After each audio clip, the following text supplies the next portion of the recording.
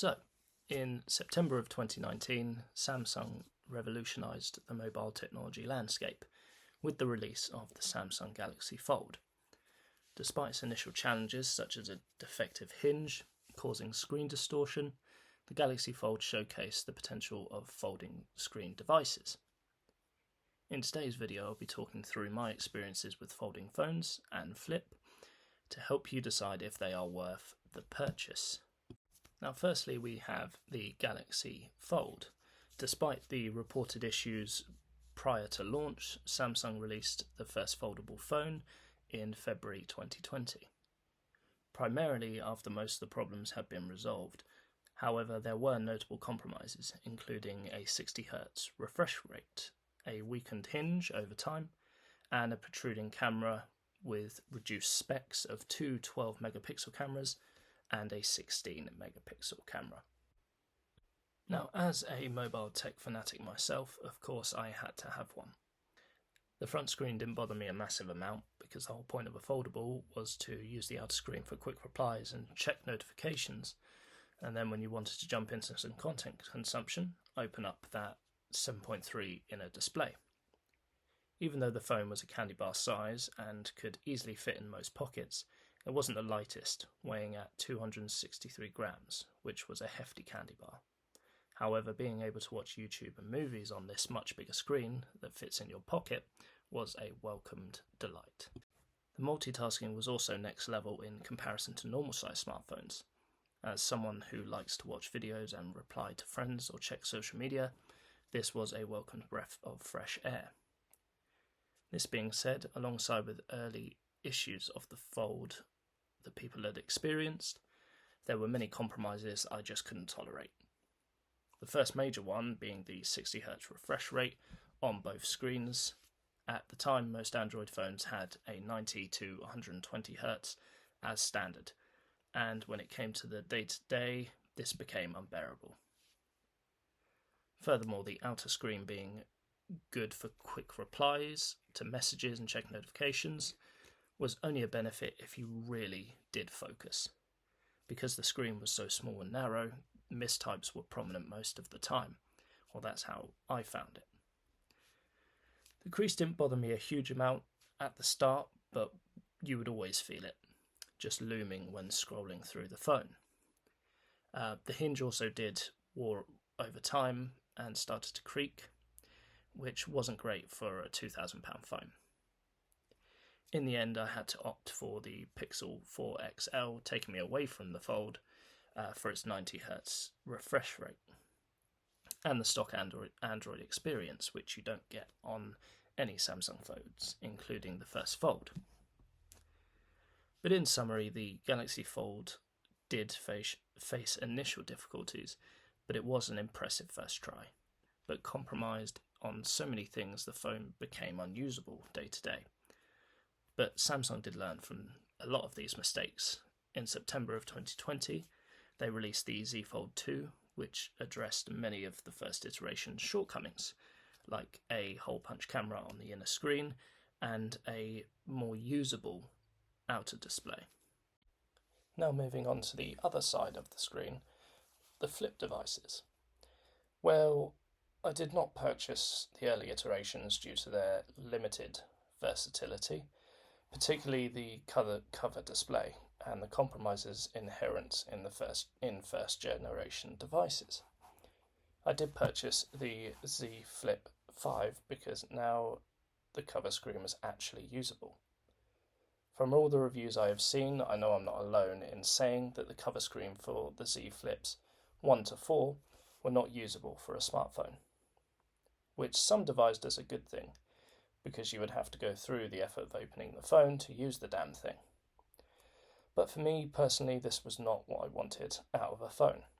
I value efficiency and convenience when using my phone, and having a phone that fits in any pocket and is just a small square is convenient, but that goes away when you need two hands to open it just to use it. So in August of 2023, I decided to purchase the Galaxy Z Flip 5, where the cover screen was now very usable. It was nice to have a device that you forget is even in your pocket, and has the ability to do almost everything you could on the inner display without having to open the phone. It opened up into a mini, albeit very mini, laptop when using the flex mode. I did enjoy this to watch podcasts or a video that I didn't need to fully pay attention to whilst I work. Also, replying to messages on the cover screen wasn't terrible either.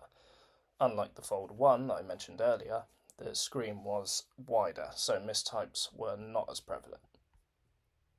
The inside display may have been taller than your average smartphone, but the experience was still akin to a normal device, especially with the 120Hz display, which made me forget this was a flip phone quite often. However, not everything was perfect with this phone. Also, the refresh rate was welcomed. The inside panel still wasn't what you would call real glass. To me, it felt very plasticky, which quickly had me remember this was a flip and not a flagship.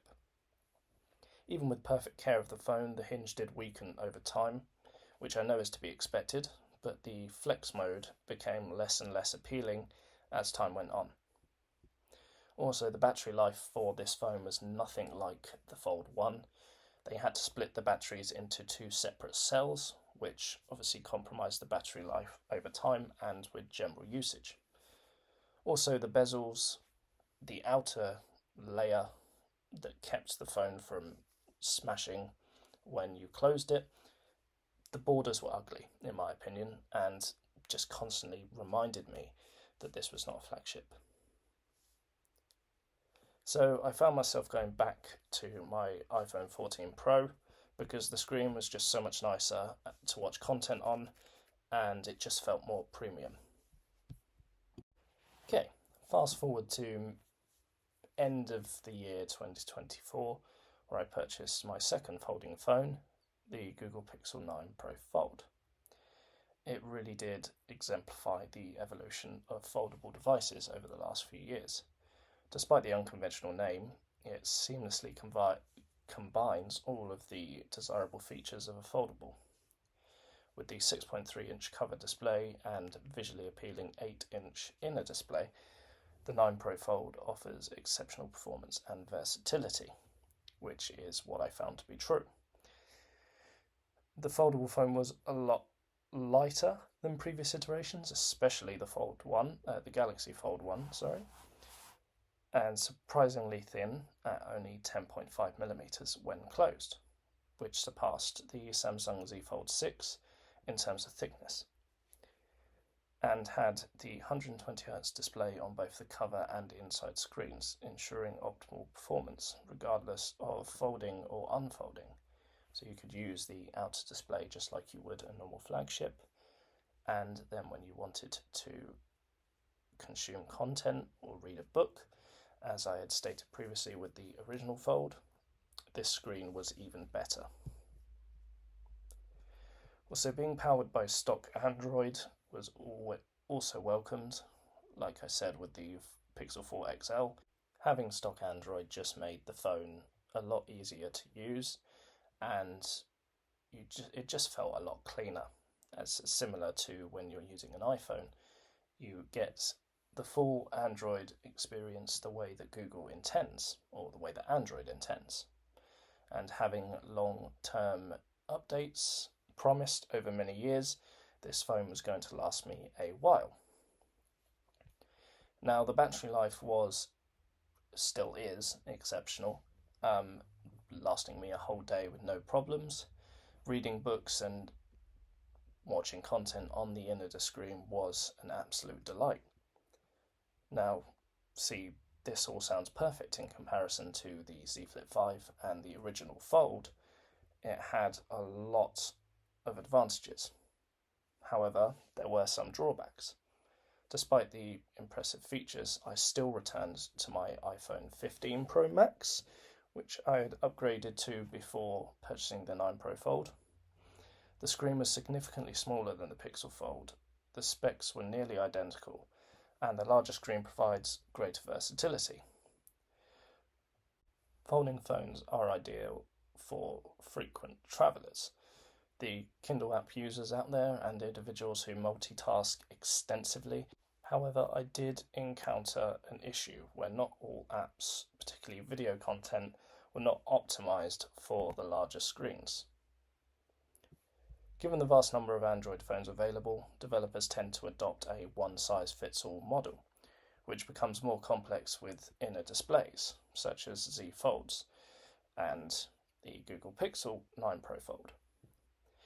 The Z Folds typically have a 7.inch inner display, while the Pixel Fold has an 8-inch screen, and the Oppo Find N5 features an 8.12-inch inner display.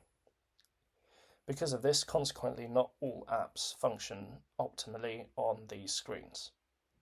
Video content often displays significant black bars at the top and bottom, resulting in content that is roughly the same size as my iPhone 15 Pro Max. I will be addressing the software differences between Android and iOS in a separate video, but for this reason I did not perceive a substantial advantage in viewing content on the Pixel Fold. That being said, it was a delight to read books on this device and reading comics as well. It was very visually pleasing, a lot better than reading and flicking through comic books on a normal slab phone device. But that wasn't enough to justify using it day to day when everything else just didn't seem to work as you would expect, especially with social media apps. So, to conclude, my experience with the Fold 1 was initially very good, and it was a slight hop in the right direction, but the novelty soon wore off given the shortcomings I mentioned earlier in the video. The Flip 5 was a welcome upgrade for sure. If you like having a nice compact device and don't mind the plasticky feel of the inner display, a Flip is definitely the device for you. But in 2025 it seems we are finally there. The Pixel 9 Pro Fold and now Z Fold 7 that have just released are very powerful devices. Consuming content is pure bliss, and the performance of these phones will only get stronger as time goes on. So should you buy one? If you prefer a very compact device and are not a power user, then the Z Flip is the one to go for. They are significantly cheaper than the Folds, and up until this year the Flip devices have been outselling the Folds, and there is a good reason for that. But if you are a heavy multitasker and find yourself travelling a lot, then the Folds are the one to go for. It all comes down to personal preference at the end of the day, but do let me know in the comments if you have used a foldable or are thinking of purchasing one this year. As always, like and subscribe to the channel for more mobile tech videos, and have a great day.